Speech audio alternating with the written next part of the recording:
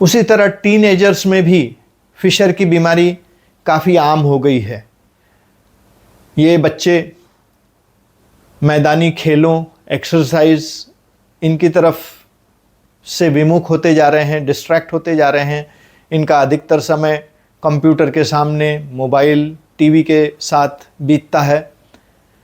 और चूंकि इनमें नए नए जंक फूड खाने की प्रवृत्ति बढ़ती जा रही है, जिनमें अधिकांश में मैदा होता है, बहुत ज़्यादा वसा या फैट होती है जो आसानी से डाइजेस्ट नहीं होते, और उनमें कई तरह के मसाले और मिर्च होती हैं जो बच्चे स्वाद के लिए ज़्यादा खाते हैं, मगर वही उनके फिशर का कारण बन जाती है। हालांकि बड़ी उम्र के लोगों में फिशर की समस्या कम देखने में आती है, क्योंकि 60 साल के बाद जब आपकी मांसपेशियां गुदा के स्थान पर कमज़ोर पड़ने लगती हैं, वे पूरी तरह से वाटर टाइट बंद नहीं रहती, या मल त्याग करते समय वह बहुत ज़्यादा रेजिस्टेंस नहीं दिखाती। इसलिए यदि इन अधेड़ या बुज़ुर्ग व्यक्तियों के मल कड़े भी हो जाएं, तो वहाँ पर मांसपेशियों का टोन कम होने की वजह से वे उस तरह का असर नहीं दिखाती जो युवावस्था में या अधेड़ों में दिखाई देती है। इसलिए अधिकतर वृद्धों में फिशर के लक्षण इसलिए दिखाई पड़ते हैं क्योंकि उन्होंने ये बीमारी की बरसों से अवहेलना की है। जब उन्हें युवावस्था में या अधेड़ावस्था में ये बीमारी हो गई थी, मगर वे इसे टालते गए और फिर बढ़ती उम्र में वह बीमारी अपना उग्र रूप ले लेती है। आइए देखते हैं कि फिशर के प्रमुख लक्षण कौन से हैं। फिशर का जो मेन सिम्टम है वह है गुदा के बाद में तेज दर्द होना। यह दर्द इतना शार्प, सीवियर और परसिस्टेंट होता है कि मरीज़ को लगता है कि उस जगह को किसी शार्प ऑब्जेक्ट से, किसी तेज धारदार चीज़ से, जैसे कि किसी छुरी या ब्लेड से काटा जा रहा है, और यह दर्द काफ़ी देर तक बना रहता है। जिन मरीज़ों में यह बीमारी क्रॉनिक रूप धारण कर चुकी है, उसमें यह दर्द दोपहर तक बना रहता है और फिर धीरे धीरे उसके लक्षणों में कमी आती है। वहीं जो फिशर अभी अभी बने हैं, ताज़े हैं, और जिनमें मरीज़ को पहले वहाँ कोई बीमारी नहीं थी, उनके दर्द में बहुत तीव्रता नहीं होती, इंटेंसिटी नहीं होती है। हल्की सी जलन, बेचैनी, कभी कभार खुजली, और वह दर्द भरा स्थान थोड़ा सा सूजा हुआ महसूस होता है, खासकर जब आप उसके साफ़ करते हैं।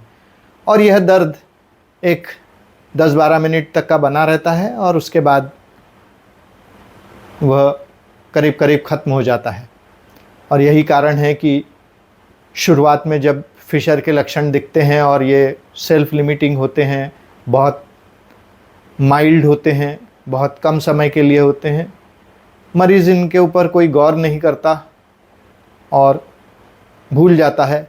मगर यदि यही क्रम बार बार दोहराया जाए, इसी तरह के एपिसोड्स होते रहें, तो फिर यह बीमारी एक क्रॉनिक रूप ले लेती है, जिसमें मरीज़ को परसिस्टेंटली लगातार पेन रहता है।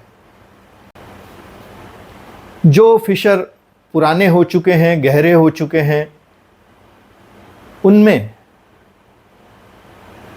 मल त्याग के समय होने वाला दर्द करीब करीब आधे दिन तक चलता है, फिर धीरे धीरे उसमें राहत मिलना शुरू होती है। मगर यदि मरीज़ को शाम को दोबारा टॉयलेट के लिए जाना पड़े, तो यह दर्द सुबह के मुकाबले और अधिक ज़्यादा होता है। इसकी वजह यह है कि ओवरनाइट उस फिशर के घाव पर एक परत, एक लेयर जम जाती है, जो मल त्याग के वक्त घाव को प्रोटेक्ट करती है, पर मल त्याग करते करते वो अपने जगह से उखड़ जाती है और घाव फिर हरा हो जाता है।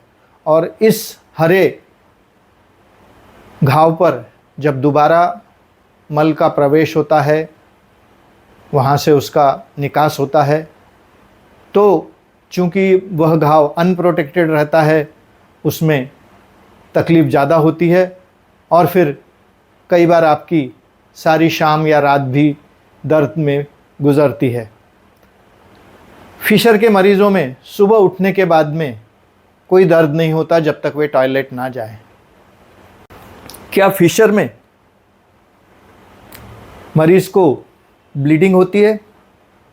आमतौर पर ब्लीडिंग फिशर का लक्षण नहीं है, मगर उन मरीज़ों में जिनके फिशर बहुत पुराने हैं, गहरे हैं और उनकी गहराई में कोई खून की नस, ब्लड वेसल छिपी हुई है, जो मल त्याग करते वक्त क्रैक हो जाती है, फट जाती है, तो मरीज को ब्लीडिंग हो जाती है। वरना आमतौर पर फिशर से होने वाली ब्लीडिंग एक दो बूंद के रूप में या मल के साथ चिपटी हुई रहती है। तो इसलिए ब्लीडिंग होना फिशर का प्रमुख लक्षण नहीं है। फिशर में खुजली आने का अन्य कारण है कि चूँकि इनमें से अधिकांश मरीज़ को कब्ज़ रहती है, कॉन्स्टिपेशन रहता है और उन्हें ऐसा लगता है कि मल त्याग उनका कष्टकारी है क्योंकि उनके मल कड़े हैं, हालांकि वो रहते नहीं हैं, फिर भी उन्हें ऐसा लगता है कि वह निकलते समय तकलीफ़ दे रहे हैं, इसके लिए वह कड़े हैं और इसके चलते वह कई प्रकार के परगेटिव, लैक्सेटिव, स्टूल सॉफ्टनर, चूर्ण वगैरह रेचक दवाइयाँ लेता रहता है, या तो उसकी एलर्जी की वजह से या वहाँ बार बार टॉयलेट जाने की वजह से मरीज़ को खुजली आ सकती है। उसी तरह मरीज़ विज्ञापनों में पढ़ के या किसी की बात कह सुन के कोई क्रीम बाज़ार से ख़रीद के लाता है, वो लगा लेता है, या गर्म पानी में बैठता है, उसमें कई दवाइयाँ डाल देता है और उसमें बैठ के सिकाई करता है। उनसे भी एलर्जी हो सकती है, वहाँ की त्वचा ख़राब हो सकती है और उसकी वजह से भी मरीज़ को खुजली आ सकती है। यदि फिशर की बीमारी पुरानी हो जाए, क्रॉनिक हो जाए, जिसमें वहाँ का ज़ख़म गहरा हो, वहाँ की ज़ख़म के नीचे गुदा की जो स्फिंक्टर मसल होती हैं, मांसपेशियाँ होती हैं, वे ओपन हो जाएं, खुल जाएं और उनमें मल या अन्य दूषित पदार्थ जमा होते रहें, तो उसमें इन्फेक्शन और सेप्टिक होने की डर रहता है और उस सेप्टिक की वजह से उस घाव के अंदर में मवाद जमा हो सकती है, वहाँ पर गांठ आ सकती है। अगर वह गांठ में पीप हो, एब्सेस हो और मरीज़ उसका योग्य उपचार न कराए तो वह गांठ पक के फूट जाती है। कुछ दिन तक का मरीज़ को राहत मिल जाती है, मगर उसके बाद वहाँ उसे फिस्चुला की बीमारी हो जाती है, जो और भी कॉम्प्लिकेटेड इशू हो जाता है।